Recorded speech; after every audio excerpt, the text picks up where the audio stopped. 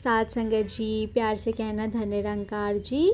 साध संगत जी, किसी ने बड़े कमाल की बात कही है कि कभी कभी अपनों को साथ रखने के लिए अपने हक का भी त्याग करना पड़ता है, क्योंकि रिश्तों में नफ़ा नुकसान नहीं देखा जाता। साध संगत जी, शुरू करते हैं आज की साखी, जो कि विनोद जी की है। विनोद जी अपनी पत्नी और अपने 4 साल के बच्चे के साथ कार में सवार होकर के अपने होम टाउन से दूसरे शहर में जा रहे थे। वहाँ पर इनको किसी रिलेटिव की जो लड़की थी उसका सिलेक्शन हुआ था, जिसके लिए वो एक अच्छा सा तोहफा खरीदा था और उसे लेकर के जा रहे थे। कार में सवार थे। जब हाईवे पर इनकी गाड़ी जा रही थी, नदी पर जो पुल बना था, जब उसे उन्होंने क्रॉस किया, कार में से बच्चे ने चिल्लाने लगा, पापा तरबूज तरबूज। उन्होंने पूछा, कहाँ है तरबूज? साइड में देखा तो एक लड़की जो थी सड़क किनारे तरबूज बेच रही थी।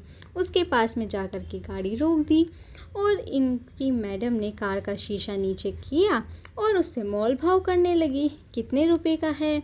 उस बच्ची ने कहा, 50 रुपये का। एक दे सकती हूँ। मैडम जी ने उन्हें कहा, 50 तो बहुत ज़्यादा है, 50 रुपये तो नहीं दूंगी। लड़की कहने लगी, मजाक कर रही हो क्या? इतना सस्ता 30 रुपये में तो भला कौन ही देगा? और उसे मना करने लगी।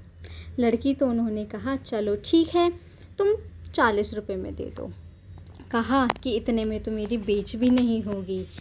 अच्छा तो तुम 45 दे दो। और ये दोनों मोल भाव करने लगी। उसने कहा कि नहीं, मैं 45 से कम में बिल्कुल नहीं दूंगी। विनोद जी मुस्कुरा रहे थे कि 5 रुपए के लिए झगड़ा कर रही है। तभी वो लड़की तरबूज हाथ में लेकर के आ गई कार के पास में।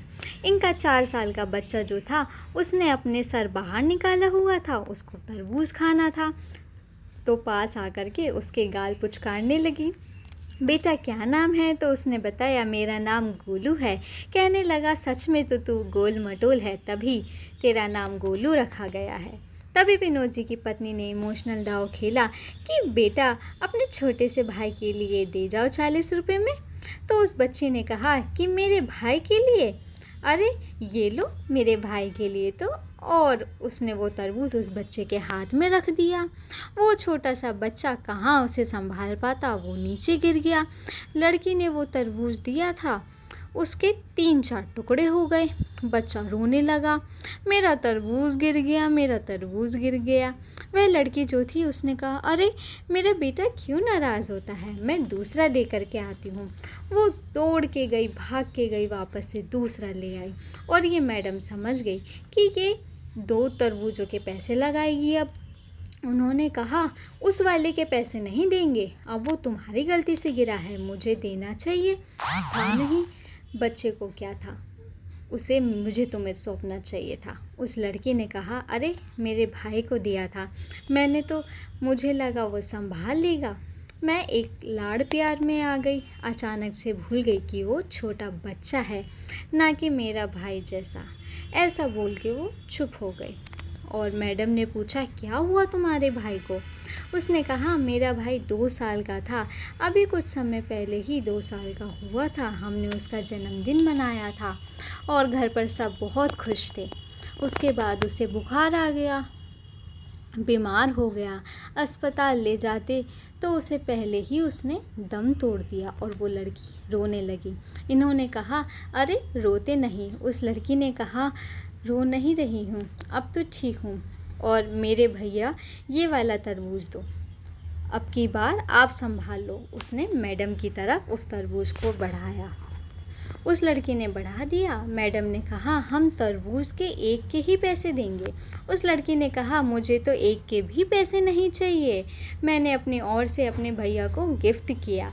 आपने भैया बोला ना, बस ये मेरा भैया है आज से। आप इसको तरबूज खिलाओ, इसको खुश रखो, ये रो रहा है, उसको चुप कराओ। मैडम जी जो थी कहने लगी, अरे पैसे तो रख लो, तुम एक तरबूज के तो रखो। विनोद जी ने कहा, अरे गजब कर रही हो, ये लो दोनों तरबूज के पैसे दो। 100 रुपये का नोट उसने आगे बढ़ाया। उस बच्ची ने कहा, मुझे 100 रुपये नहीं चाहिए, मुझे 1 रुपया भी नहीं चाहिए, क्योंकि आपने भैया बोल दिया ना। और मेरी माँ कहती है कि रिश्तों में नफ़ा नुकसान नहीं देखते। ये बोल करके लड़की जाने लगी। तभी मैडम को पता नहीं क्या सूझा और उसके पास में इधर आओ कहने लगी और इनके पर्स में से वो जो गिफ्ट रखा था, जो ये ले करके जा रहे थे अपने रिलेटिव की लड़की के लिए, उस छोटी सी रिंग को वो निकाल करके वो रिंग उस लड़की को दे दी। कहा, इसे रखो। वो लड़की कहने लगी, मैं क्या करूँगी इस अंगूठी का? इन्होंने कहा, रखो, तुमने इसको भैया बोला ना, मैं तुम्हारी माँ हुई, माँ की तरफ से तोहफा रखो और जाओ। बेच दिया। गाड़ी आगे बढ़ गई। विनोद जी सोचने लगे, मेरी पत्नी अजीब सी इमोशनल हो गई। पहले तो 10-20 रुपए के लिए झगड़ रही थी और बाद में एक अंगूठी दे करके अपने इमोशंस भी क्या चीज़ होती है। और तभी उन्हें एक बात याद आई, उस बच्ची ने कहा था कि रिश्तों में नफ़ा नुकसान नहीं देखते। विनोद जी को अचानक से याद आया, अपने भैया का नंबर उन्होंने डायल किया और ब्लूटूथ पर बात करने लगे। भैया, वो जो बाज़ार वाली दुकान थी उसे आप रख लो, मुझे तो वो छोटे बाज़ार वाली दुकान ही दे दो, चल जाएगी। प्रॉपर्टी को लेकर के केस चल रहा था बड़े भाई पर।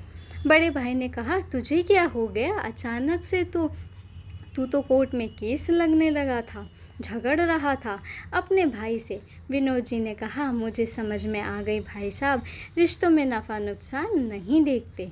भाई साहब उधर से रोने लगे, कहने लगे, छोटे तू गजब बात करता है, घर आ जा, सब मिल करके बैठ करके सब सॉल्व करते हैं, बात करते हैं। बहुत छोटी सी कहानी साथ संगत जी हमें ये सिखाती है कि त्याग की भावना लाना बहुत आवश्यक है। रामायण भी अद्भुत कथा है जो त्याग की है। वहाँ पर भी त्याग के बारे में आपको एक से एक बढ़कर उदाहरण मिल जाएंगे। जीवन में त्याग रहेगा तो अपने साथ रहेगा, क्योंकि कभी कभी अपनों का साथ रखने के लिए अपने हक का भी त्याग करना पड़ता है। और रिश्तों में नफ़ा नुकसान देखना बंद कीजिए। साथ संगत जी, आज की साखी आपको पसंद आई हो तो वीडियो को लाइक और चैनल को सब्सक्राइब ज़रूर कीजिएगा। धन्य निरंकार जी। साथ संगत जी, प्यार से